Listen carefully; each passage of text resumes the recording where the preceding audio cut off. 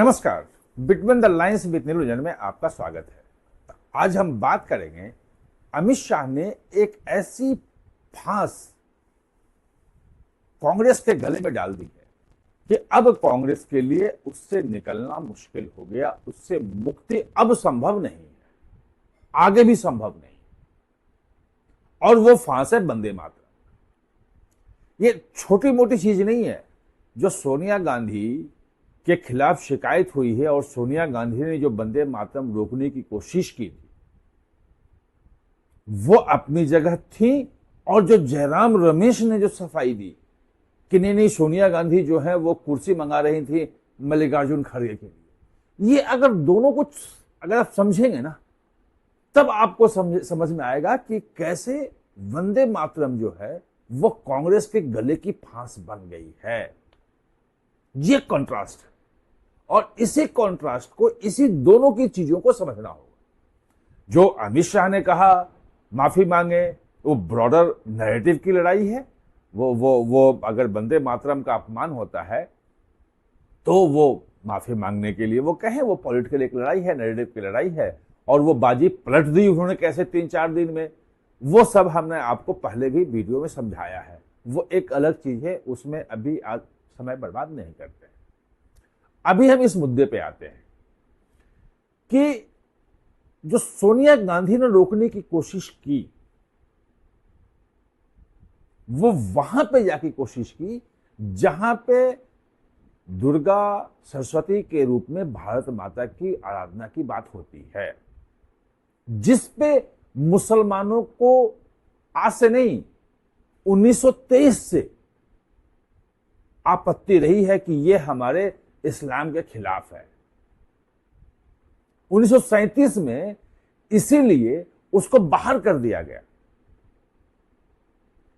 कि भाई केवल 2 स्टेंजा गाया जाएगा। CWC मतलब कांग्रेस वर्किंग कमेटी जो है, वो अधिवेशन, जो कांग्रेस का अधिवेशन जो है, CWC नहीं, कांग्रेस का जो पूरा अधिवेशन है, वो कांग्रेस के अधिवेशन में इसको पास कर दिया गया कि इतना ही गाया जाएगा। आजादी के बाद भी वही रखा गया। जबकि वंदे मातरम जो है वो तो खुदीराम बोस से लेके तमाम लोग वंदे मातरम बोलते बोलते फांसी पे चढ़ गए थे। वो स्वतंत्रता आंदोलन का राष्ट्रीय उद्घोष बन गया था। ये पूरे देश में, मतलब कन्याकुमारी से लेके कश्मीर से लेके नॉर्थ ईस्ट से लेके हर जगह लोग वंदे मातरम ही बोलते थे, और वंदे मातरम पे सजा होती थी, अरेस्टिंग हो जाती थी। बाकी कोई ये शब्द नहीं था उसमें कि जो इतना ज्यादा पावरफुल, इतना अटैचमेंट वाला हो। खैर, उससे अलग नहीं हुआ, लेकिन 2 स्टेंजा करके रास्ता निकाल लिया। अब अगर आप देखें कि जो सोनिया गांधी ने किया वो वही किया कि अगर ये पूरा गाया गया तो मुस्लिम वोट बैंक जो है उस पर गलत मैसेज जाएगा कि कांग्रेस भी पूरा गा रही है, उस पर आपत्ति उनकी होगी, और इसलिए इसको रोको यहां पे। लेकिन गाया तो पूरा गया। अब किन कारणों से पूरा गाया गया, कैसे गाया गया, वहां पे अलंकार क्या कर रहे थे, कैसे पूरा सेट किया गया, वो अलग मुद्दा है। लेकिन जैसे ही ये विवाद खड़ा हुआ, पवन खेरा ने तो खैर उनकी तो मैं क्या कहूं,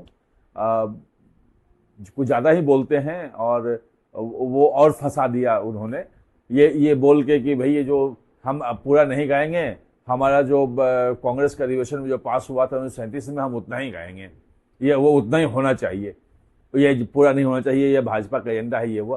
भाई संसद जब पास हो गया तो भाजपा और संघ का एजेंडा नहीं होता है, और जिस वक्त पास हुआ उस वक्त तो हंगामे के कारण संसद भी नहीं चल पाया, और पूरा धीरे धीरे शिकंजा कसा है। मैं थोड़ा सा डिटेल में आपको समझा देता हूं। जयराम रमेश को समझ में आ गया कि ये संसद से पास हो चुका है, कानून बन चुका है। 1973 का जो राष्ट्रीय गौरव अपमान निरोधक कानून है उसका यह भी हिस्सा बन चुका है वंदे मातरम, और इसका अपमान का मतलब यह है कि FIR भी, सजा भी, वो सब कुछ हो जाएगा। पॉलिटिकल चीजें बहुत खराब चली जाएंगी, मैसेज खराब जाएगा, और जो हम बचाने की मुस्लिम वोट बैंक कोशिश कर रहे हैं, अगर हिंदू वोट बैंक नाराज हो गया तो ज्यादा नुकसान हो जाएगा। उन्हें तत्काल पलट दिया और कहा कि नहीं सोनिया गांधी तो कुर्सी मंगा रही थी। मल्लिकार्जुन खड़गे के लिए 84 साल के हैं और उनको बैठने में दिक्कत होती है तो वो कुर्सी चाहिए। खैर बाद में वीडियो आया तो उसमें आया कि बाद में भी वो खड़े ही हैं, कोई कुर्सी वुर्सी की बात नहीं थी। जहां कुर्सी मंगानी थी वहां तो एक वो पोडियम लगाया जा रहा था, वो कि मल्लिकार्जुन खड़गे जो है खड़े होकर भाषण देंगे। वो उस रूप में अलग चला गया। अब उसके बाद कंप्लेंट भी हो गई है। अब कम से कम ये बताने के लिए है कि जयराम रमेश की नहीं कुर्सी मंगा रहे थे। आप पोस्टर से पॉलिटिकल तो बना सकते हैं, हमेशा पॉलिटिकल इशू बन सकता है, लेकिन पूरा गाया गया है। और एक बुजुर्ग आदमी के लिए कुर्सी मंगा रही थी ये कह के जयराम रमेश ने जो कानूनी रूप जो पेच फंस रहा था, जो शिकंजा कस था, उसे फिलहाल बचा लिया है। लेकिन आगे, क्योंकि अब जितने भी कार्यक्रम होंगे सरकारी, उसमें वंदे मातरम गाना पड़ेगा। पहले भाई लाल किले से पहली बार वंदे मातरम हुआ, और अगर उसमें आप उठ के चले गए, बीच में रोक दिया, दो ही स्टंजा गाया, 3 मिनट 10 सेकेंड का है उसका पूरा, अगर उससे आपने गड़बड़ किया तो आपके खिलाफ फिर वही 1973 वाला कानून हो जाएगा।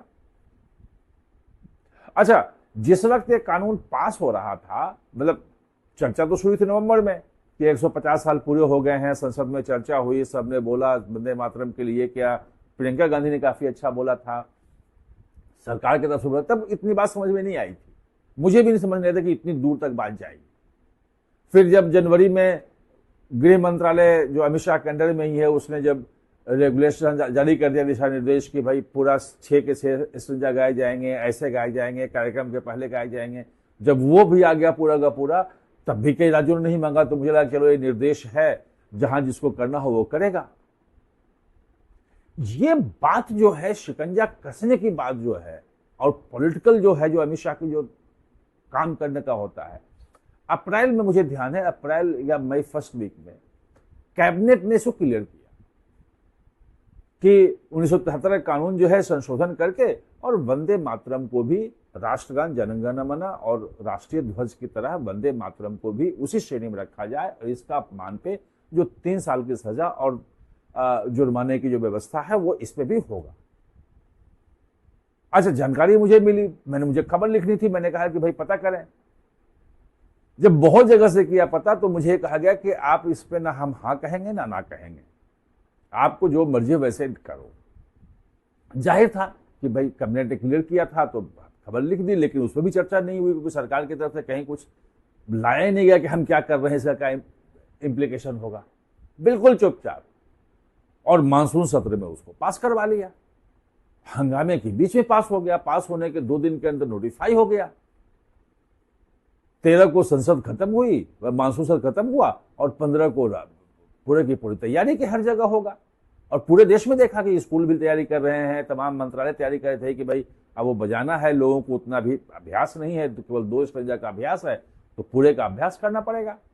बुरा गाने वाले लोग भी चाहिए जो उसको पूरा 3 मिनट 10 सेकंड में गा सकें। अब ये जब भी आगे भविष्य में जहां भी कार्यक्रम होगा, तो ये कांग्रेस के गले की फांस बनी रहेगी, क्योंकि मुस्लिम जो है, जो कट्टरपंथी खासतौर पर मुस्लिम है, 1923 से इस पर विरोध कर रहे थे। 37 में उसका परिणति आई कि भाई 2 स्टंजा गाएंगे, लेकिन अब तो हमेशा होगा। और कांग्रेस आगे जाके भविष्य में कभी सरकार बनी, अगर जब भी, तो इसको वापस ले सके, उससे ज्यादा बड़ी नाराजगी हो जाएगी, वोट बैंक से ज्यादा बड़ा वोट बैंक खिसक सकता है। तो इसलिए मैंने कहा कि ये गले की फांस बन गया है। आप हमारे साथ जुड़े, इसके लिए बहुत बहुत धन्यवाद।